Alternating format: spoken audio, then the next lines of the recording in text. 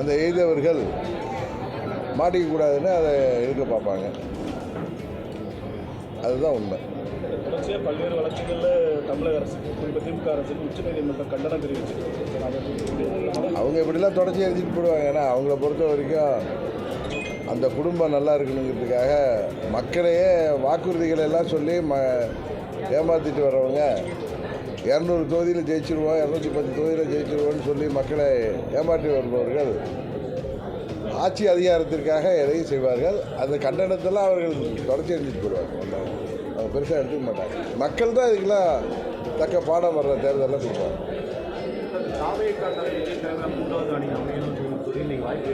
அமையலன்னு சொல்ல, தமிழ்நாட்டில் எத்தனை நீங்கள் கேள்வி என்ன கேட்டாங்கிறத நீங்கள் கேட்டிங்கன்னா 3வது அணியில் அணையுமா 4வது அணியில் அமையுமான்னு கேட்டாங்க. அனைவருக்கு வாய்ப்பு இருக்குது. ஏன்னா நம்ம திரு விஜய் அவர்களின் அறிக்கை, அவருடைய தீர்மானங்கள், அவர் பேசுகிறதெல்லாம் பார்த்தா அவர் தலைமையில் ஒரு அணி அமைப்பதற்கு முயற்சி செய்கிறார். ஏற்கனவே நண்பர் சீமான் தனியாக தான் நிற்பேன்ருக்காரு. அதனால் 3-4 அணிகள் வர்றதுக்கு வாய்ப்பு இருக்குன்னு சொன்னேன். நீங்கள் கேள்வி கேட்டதுனால நான் சொன்னேனே தவிர நானாக அதை எழுத்துலாம் சொல்லலை. யூகத்துக்கெல்லாம் பதில் சொல்ல முடியாது. நாங்கள் ஏற்கனவே தேசிய ஜனநாயக கூட்டணியில் இருக்கோம். ஒரு கூட்டணியில் இருக்கிறப்ப அழைப்பு கொடுக்குறாங்க. இது நான் கல்யாணமா அடுத்த வீட்டு கல்யாணத்துக்கு போய்ட்டு வருது. நேற்று அவர் எடப்பாடி பழனிசாமி பேசுகிறப்ப தேசிய ஜனநாயக கூட்டணியில் தமிழகத்தில் அதிமுகவும் நாங்களும் இருக்கோம். அதிமுக பாஜக கூட்டணியில் பல கட்சிகள் இருக்காங்கிற மாதிரி ஒரு முரண்பாடாக இருக்குது. என்ன முரண்பாடு அவர் சொல்லுறது கரெக்டான. ஏற்கனவே நாங்கள் தேசிய ஜனநாயக கூட்டணி 2024 தேர்தலில் மீண்டும் மோடி அவர்கள் பிரதமராக வேண்டும் என்பதற்காக தலைமையில் உருவாக்கப்பட்ட கூட்டணி தேசிய ஜனநாயக கூட்டணி. அதில் நான் அண்ணன் பன்னீர்செல்வம் அவர்கள்லாம் இணைஞ்சிருந்தோம். தேர்தலையும் போட்டிக்கிட்டோம். அப்போ நீங்கள் சொல்கிறவர் தனியாக போய் 3வது அணியாக நின்றார். அந்த கட்சி இப்போ எங்கள் கூட வந்திருக்கு. அதனால் அவங்களுடைய கூட்டணி பாஜகன்னா அவங்க ஏதோ அதுக்கு என்ன ஒரு அர்த்தம் சொல்கிறாங்க, இல்லை அதுக்கு ஏதோ ஒரு வார்த்தையில் ஏதோ ஜாலம் பண்ணுறாங்க. நான் சொல்கிறது யதார்த்தத்தை சொல்கிறேன். நாங்கள் எல்லாம் தேசிய ஜனநாயக கூட்டணி.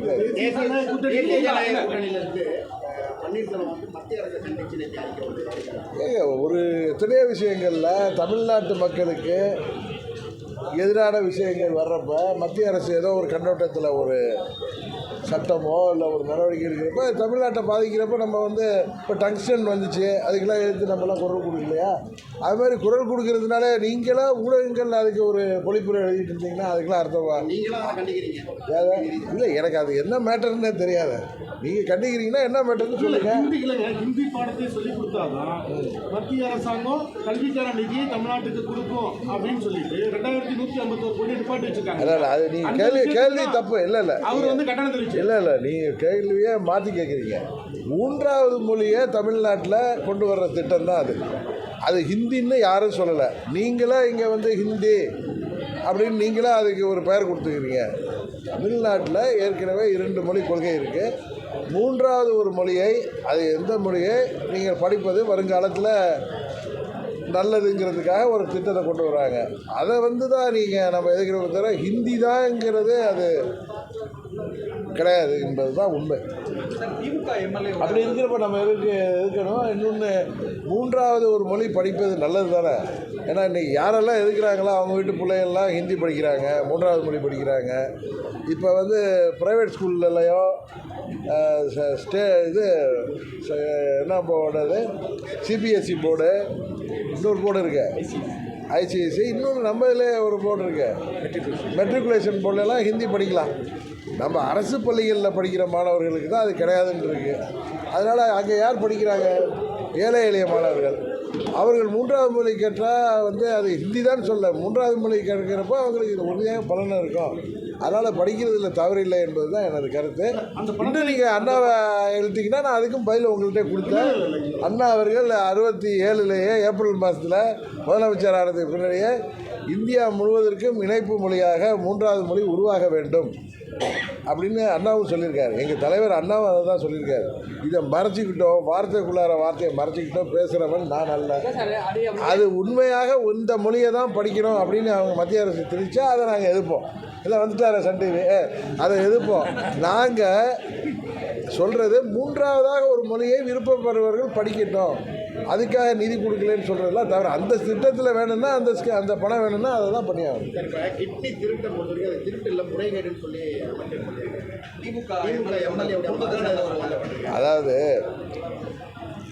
திருட்டு இல்லை முறைகேடுங்கிறாரா? திருட்டுக்கும் முறைகேட்டுக்கும் என்ன வித்தியாசம்னா அவங்களுடைய அகராதியை தான் வாங்கி பார்க்கணும். எல்லாம் ஒரே ஃப்ராடுத்தனம் தானே. தேசிய ஜனநாயக கூட்டணிக்கு அதிமுக வந்து நீங்கள் நீண்ட காலமாகவே வந்து சொல்லிட்டு இருந்தீங்க, அவங்களும் வந்துட்டாங்க.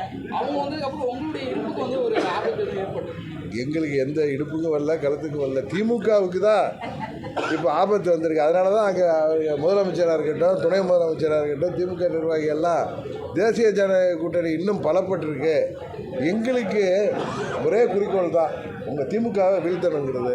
அதற்கு எங்கள் அணி பலப்படணும். அதுக்கு திரு அமித்ஷா அவர்களின் முயற்சிக்கு நாங்கள் உறுதுணையாக இருக்கோம். அதுக்கு புதிய கட்சிகள்லாம் வரணுங்கிறத சொல்கிறோம். அதில் அம்மாவுடைய கட்சி வந்திருக்கு. அந்த தலைமைக்கு எங்களுக்கு எத்தனையோ கருத்து வேறுபாடு இருக்கலாம், எங்களுக்கும் அவர்களுக்கும் பிரச்சனைகள் இருக்கலாம்.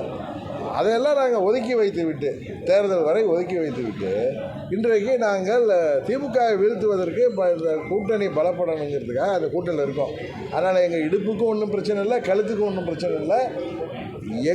எங்களால் தான் போன முறை திமுக ஆட்சிக்கு வர முடிந்தது என்பதை உங்கள் மாதிரி ஊடகத்தை சேர்ந்தவர்களும் அரசியல் வல்லுநர்களுமே பல பேட்டிகளில் பல டிபேட்டில் சொல்லியிருக்காங்க. அது நானே சொல்லிக்கல. நாங்கள் அமித்ஷா அவர்கள் 21 செய்த முயற்சியின் பொழுது நாங்கள் அதற்கு ஒத்துழைப்பு கொடுத்தோம். திமுக வீழ்த்த வேண்டும், ஆட்சிக்கு வந்து விடக்கூடாதுன்னு. ஆனால் அந்த முறை அது நடக்காமல் போய்விட்டது. இந்த முறை அவர் முயற்சிக்கு நாங்கள் எதுவும் பங்கம் வருகின்ற விதத்தில் நம்ம எதுவும் வார்த்தைகள் விட வேணாம், நாகரிகமான முறையில் அந்த கூட்டணி பலப்படணும்னு நினைக்கிறோன்னு சொல்கிறோம். அவ்வளோதான். ஊரக பகுதிகளில் தொழில் வரிகள் மகசூல் டீக்கடைகள், பெட்டிக்கடைகள் உட்பட எல்லாருக்கும் அதை வந்து நேற்றே நான் அதுக்கு கண்டனம் பண்ணி அறிக்கை கொடுத்துருக்கேன். அதை வந்து விட்ரா பண்ணணும் தமிழ்நாடு அரசு. ஆணவ படுகொலை அதிகமாக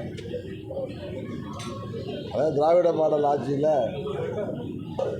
ஜாதியை ஒழிச்சிட்டோம், எல்லாத்தையும் 100% ஒழிச்சிட்டோன்னு சொல்கிறாங்க. ஆனால் எல்லா இடங்கள்லேயும் ஒரு ஜாதி சண்டைகளும் கொலைகளும் ஆணவ படுகொலைகளும் முன்ன இருந்ததை விட அதிகமாகிட்டு தான் இருக்குது. விடுதிகள் பேரை மாற்ற உள்ளங்களை மாற்றணுமே தவிர பேரை மாற்றிட்டு நம்ம ஏமாத்துறதுல ஒன்றும் கிடையாது. ஓபிஎஸ் இணைத்துக் கொள்வதற்கான காலம் முடிஞ்சு போச்சு அப்படின்னு சொல்லி இபிஎஸ் சொல்லியிருக்காரு. அதே போல் உங்களை இணைப்பதற்கான காலம் பதில் சொல்லும் அப்படின்னு இருக்காரு. இதை புரிஞ்சுக்கிறது என்னை பொறுத்த வரைக்கும்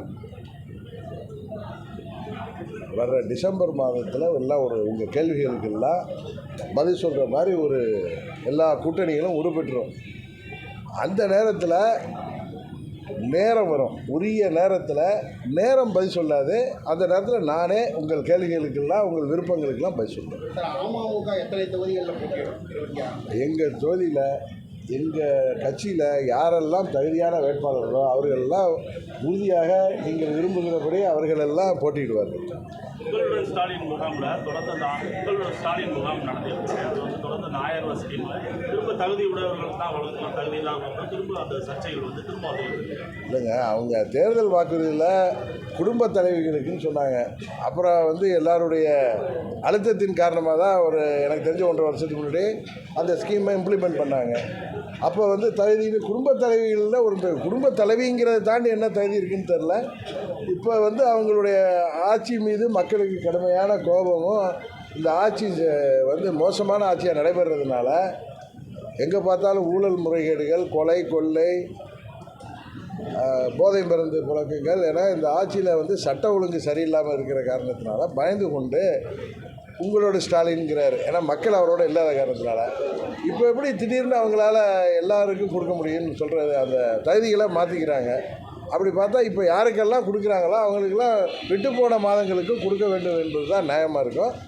உறுதியாக இதுவரை இந்தியாவில் குறிப்பாக சுதந்திரத்துக்கு பிறகு தமிழ்நாட்டில் நடந்த ஆட்சியில் இப்படி ஒரு மோசமான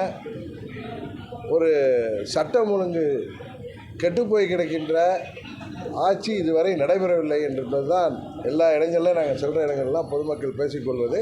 உறுதியாக பொதுமக்கள் இதுக்கு முடிவு கட்டுவார்கள். இந்தியா கூட்டணிக்கு திமுக தமிழ்நாட்டில் தலைமை தாங்குது. உங்கள் கூட்டணிக்கு தமிழ்நாட்டில் தலைமையாக யார் இருப்பார்? எங்கள் கூட்டணிக்கு திரு அமித்ஷா அவர்கள் ஏற்கனவே அதுக்கு பதில் சொல்லியிருக்காரு. அதை திரும்ப திரும்ப என் வாயால் சொல்லணும், அவர் வாயால் சொல்லணும் நீங்கள் எதிர்பார்க்காதீங்க. அமித்ஷா என்ன சொல்லியிருக்காரோ அந்த பதில் தான் எனக்கு பதில். ஓபிஎஸ் வந்து ஒரு கூட்டம் வச்சிருக்காரு. விஜய் வெளியிடுறாரு. ஆ? தமிழக வெற்றி கழக செயலி உறுப்பினர் செய்ய செயலி இன்னைக்கு வெளியிடுறாரு. இதை எப்படி பார்க்குறீங்க?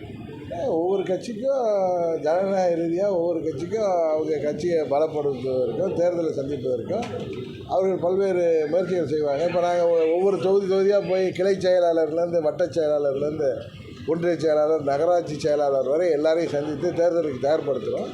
அது மாதிரி அவர் ஒரு முறையை கையாளுறாரு, அவ்வளவு தானே. அதை போய் நம்ம என்ன பார்க்க வேண்டியது? தொடர்ந்து பாஜகவுக்கு எதிராகவும் திமுகவுக்கு எதிராகவும் குரல் கொடுக்குறாரு விஜய்.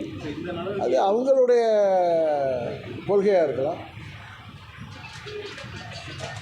ஓபிஎஸ் வந்து ஒரு கூட்டம் வச்சிருக்காரு. பின்பு அது கூட்டணியில் தொடரலாமா வேணாமான்னு ஒரு முடிவு எடுக்கிற மாதிரி சொல்லப்படுது. சொல்லப்படுவது, கேட்கப்படுவது, நினைக்கப்படுவதுக்கெல்லாம் நான் பதில் சொல்கிறது கிடையாது. இப்போ முன்னாள் அமைச்சர் ராஜேந்திர பாலாஜி ஒரு ஸ்டேட்மெண்ட் வச்சுருந்தார். கண்ணீர் வந்து அந்த கண்ணீர் விட்டு ஒரு ஸ்டேட்மெண்ட் வச்சுருந்தாரு. நான் வந்து மிரட்டப்பட்டேன், இருக்காதுல சொன்னாங்க. அது வந்து இப்போ சொல்கிறாங்க தேர்தல் கட்டி என்ன எப்போ மிரட்டப்பட்டாரா? கடைசியாக அவங்க உள்ளார் அது எனக்கு தெரிலங்க. நம்ம ஒரு தெரியாத விஷயத்தில் போய் நம்ம பதில் சொல்வது நன்றாக இருக்கு. பிரதமர் வருகையின் போது நீங்கள் எதுவும் தனியாக சந்திக்கிறதுக்கான வாய்ப்பு இருக்கு? நான் இங்கே திருச்சியில் தானே கேட்டீங்க அன்றைக்கி மேரியட் ஹோட்டலில். நான் அவரை சந்திப்பதற்கு நான் பர்மிஷன் கேட்கலன்னு தொடர்ந்து பாஜகவுக்கும் சீமா நாம் தமிழர் கட்சிக்கும் எதிர்த்து தொடர்ந்து தெரிவிச்சுட்டு வராங்க. அப்படி இருக்கக்கூடிய சூழ்நிலையில் எடப்பாடி பழனிசாமி வந்து தமிழக வெற்றி கழகமோ அல்லது சீமானோ வந்து இங்கே கூட்டணியில் சேரலான்னு சொல்லியிருக்காரு. அது எப்படி பார்க்கலாம்? தமிழக வெற்றி கழகமும் இதுக்கு பதில் சொல்லியிருக்காங்க. சீமான் அவர்களும் தொடர்ந்து பதில் சொல்லியிருக்காரு. இதுக்கு மேலே நான் போய் என்ன பதில் சொல்லுவேன்? அதிமுக கூட்டணியில் பாஜக இருக்குது. அப்படி இருக்கும்போது அவங்களுக்கு அழைப்பு கொடுக்குறாரு எடப்பாடி. அதை பற்றி நீங்கள் அவர்கிட்ட தான் கேட்கணும்.